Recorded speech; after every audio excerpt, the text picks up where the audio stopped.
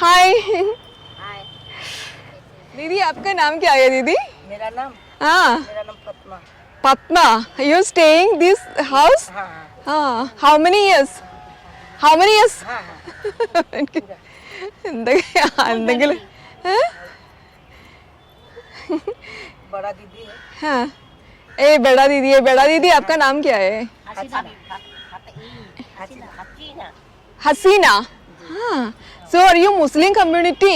ഓ ജി, ഇന്ന് സൺഡേ ആയതുകൊണ്ടാണ് ആക്ച്വലി നമുക്ക് ഇവരെയൊക്കെ ഇങ്ങനെ കിട്ടിയത്.